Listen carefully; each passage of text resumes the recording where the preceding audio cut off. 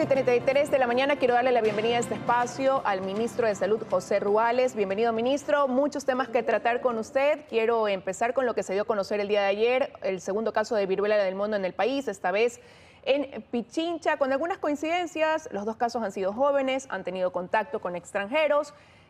Un tema que debe preocuparnos quizás por cómo vemos crece el número de contagios en otras partes del mundo, o acá la situación todavía es diferente. Bueno, muy buenos días a todos. En realidad no es un tema que en este momento sea un tema de preocupación, en el sentido de que no hay una transmisión comunitaria. Los casos que se han presentado, los dos casos son independientes, no están relacionados entre sí. Ambos se relacionan con un contacto con una persona que viene del exterior. Esa es la tendencia, es decir, hay muchos países en donde la enfermedad es más frecuente y es de donde se están produciendo los contagios. En el caso de esta segunda persona, es un hombre de 37 años, ha sido ya realizado el cerco epidemiológico. Esta persona está en seguimiento domiciliario y hemos detectado 4 personas, tanto en Guayaquil como en Quito, 2 en cada una, a las que les hemos hecho el cerco epidemiológico, así como la vigilancia del personal de salud, ¿no? El ortopoxvirus no es un virus de alta transmisión, requiere que haya contacto cercano, contacto de las vesículas, de las pústulas que se producen en las manos, las típicas de la viruela. Eso tiene que contactar con las mucosas de la persona para contagiarse, un contacto muy cercano para que haya transmisión por vía aérea. De tal manera que no esperamos que haya un incremento de casos debido a esta enfermedad. Y eso es tranquilizador, pero lo que sí va en aumento son los casos de COVID. Estamos con un pico alto, sobre todo en Pichincha y en Guayas. Ministro, y ante eso, dos cosas. Desde el COE se sigue recomendando el uso de la mascarilla. ¿Pudiera cambiar eso en algún momento, si las cifras siguen así, a regresar a la obligatoriedad, por un lado? Y por otro lado, ¿cómo va a ser ese esquema de vacunación que van a implementar hasta septiembre en apoyo de instituciones públicas y privadas para abarcar a la mayor parte de la población con el refuerzo, lo que hoy tiene un porcentaje muy bajo en el país? Bueno, estamos observando un repunte de casos. Durante las últimas 4 o 5 semanas hemos visto un aumento alrededor de 7.000, 8.000 casos reportados, que se había producido un incremento primero en la ciudad de Quito, luego en la ciudad de Guayaquil. Pero la última semana observamos un aumento de alrededor de 8.600 casos a casi 12.000 casos. Eso es un aumento casi de 4.000 en la semana anterior. Si bien hay un aumento más sostenido en la costa, especialmente en Guayas, Los Ríos y Manabí, también se expresa en las provincias de la Sierra. En la ciudad de Quito hay un incremento de lo que estábamos observando, una tendencia a la baja, y el día de ayer estamos registrando un número de 3.000 casos diarios que han sido registrados el día de ayer. Por lo tanto, estamos en la presencia de un rebrote, de una nueva ola de COVID en el país que se expresa como lo que está ocurriendo en Europa, en otros países del mundo, ¿no? Es debido a la presencia ya en el país de otras variantes como la BA4, BA5. A pesar de que hay este incremento en estas proporciones, no se refleja en la misma proporción en uso de camas, en hospitalización, en UCI o en fallecimientos, ¿no? Se mantiene una tendencia a un bajo número de hospitalizaciones, y la tendencia en fallecimientos solamente ocurre en las últimas 4 semanas en pacientes sobre los 50 años con comorbilidad, que se mantiene entre 2 y 4 por semana.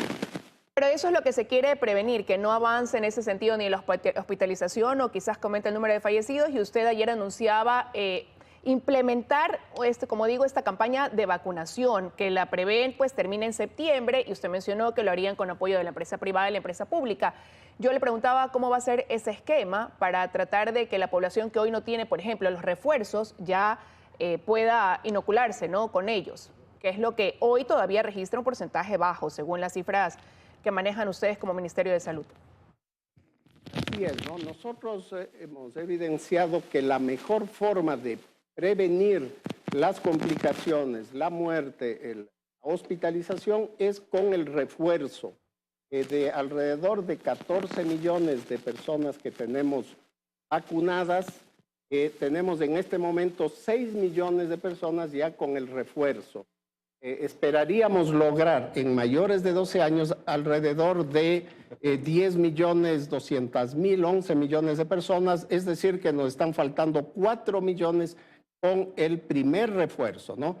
Tenemos estudios que hemos terminado que demuestran que hay una protección del 95% de las personas que tienen el refuerzo para evitar la mortalidad por COVID, por ejemplo, y está entre el 88 y el 90% la reducción en el uso de camas. Por lo tanto, la primera medida que queremos seguir recomendando, que incentivamos a la población, es completar con el primer refuerzo, especialmente las personas que tienen riesgos, que tienen enfermedades crónicas, las personas mayores de 50 años que están en mayor riesgo. Es muy importante avanzar con el refuerzo. Para eso estamos trabajando a nivel intersectorial con las Fuerzas Armadas, la Policía, el Ministerio de Educación, todas las entidades públicas, las universidades, para retomar el esfuerzo que hicimos durante el Plan 900, convocar nuevamente. Tenemos suficientes vacunas, tenemos las vacunas disponibles en los centros de vacunación. Hemos ampliado el número de centros de vacunación en Quito y en Guayaquil y vamos también a continuar con brigadas. Es muy importante esto, además de mantener las medidas de bioprotección como el uso de la mascarilla, ¿no? Hay que recordar que el virus está para quedarse por algún tiempo. Tenemos que aprender a convivir con él y hacerlo ya como responsabilidad ciudadana, familiar. Ministro. No necesariamente por obligación, sino con una responsabilidad para evitar contagiar a los demás, para evitar contagiarse. Y en ese caso, ministro, bueno, saber que hay las vacunas, pero lo que sigue sin haber en el país, sobre todo en el sistema de salud pública, y así lo dicen los usuarios, son las medicinas. Se declaró la emergencia tanto en los hospitales del Ministerio de Salud Pública, la semana pasada se anunció también en los del IES. Ayer, por ejemplo, en el IES no había ni paracetamol aquí en Guayaquil para entregarle a los pacientes.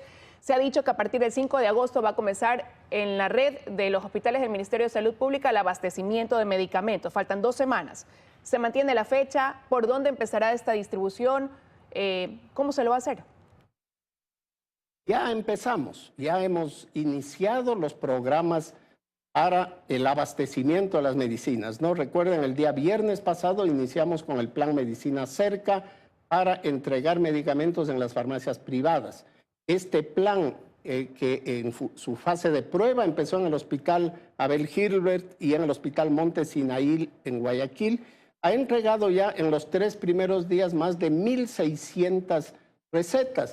Es decir, pacientes que antes no tenían la opción, ahora están recibiendo. De ellas, 655 son medicamentos de enfermos crónicos, es decir, medicamentos para la hipertensión arterial, la diabetes, que se entregan para 3 meses y que van a ir recibiendo mensualmente. Entonces, empezamos ya con esta manera. Este viernes seguimos en Cuenca, la próxima semana en Portoviejo y luego en Quito con el Plan Medicina Cerca. Pero ya también hace 2 semanas lanzamos las primeras convocatorias utilizando el catálogo electrónico. Se hicieron más de 700 órdenes de compra y a la fecha, a pesar de que los proveedores tienen 15 días para empezar las entregas, ya hemos recibido más de 180 entregas de medicamentos en 8 de las 9 coordinaciones zonales de salud. ¿Eso que se ha recibido ya ha sido distribuido quizás? Y si es así, pues, ¿a qué hospitales en el país? Sí, estos están ya siendo recibidos a partir de esta semana. Como le digo, tenemos ya zonas que han recibido 85 medicamentos, otros 60, la que menos ha recibido 8 medicamentos. Inmediatamente es la disposición. Estos medicamentos no se quedan en la bodega de la coordinación zonal, sino que el mismo día de la recepción se empiezan a distribuir a los hospitales, de tal manera que ya estamos entregando, vamos a informar en qué lugares ya se han entregado. El plan de la emergencia, la compra por emergencia, de acuerdo al cronograma, tenemos 60 días que terminan el 22 de agosto. El día de ayer se realizaron las adjudicaciones, tuvimos 192 ofertas, las adjudicaciones se están procesando y esperamos el día de hoy firmar los contratos con los proveedores que tendrán 20 días para hacer la entrega de los medicamentos. Se cumpliría entonces el tiempo que usted había dicho a partir del 5 de agosto. Ahora, esto que se adquiere por emergencia, estos 700 medicamentos que están en el catálogo, apoyándose también con la externalización de farmacias, el plan Medicina Cerca, ¿hasta cuándo garantiza que los usuarios van a poder recibir su medicamento? Porque ahora por la emergencia se ha adquirido así, pero de ahí en adelante es un problema recurrente, que hay este desabastecimiento. Sí, justamente la idea es lograr el abastecimiento óptimo a través de la emergencia, pero inmediatamente, es decir, si recibimos los medicamentos el 5 o 6 de agosto como máximo, empezamos a distribuir. Si hacemos el día de mañana, completamos los contratos de emergencia, al siguiente día, pasado mañana, empezamos ya los procesos de compra regular para ya mantener el abastecimiento en los niveles óptimos en todo momento. Es decir, no vamos a esperar ahora de que estos medicamentos se consuman. Estamos comprando por catálogo medicamentos para 8 meses. Estamos comprando para emergencia todos los medicamentos que tienen disponibles en stock a nivel nacional en este momento los proveedores, las casas farmacéuticas, que corresponden a 3 meses.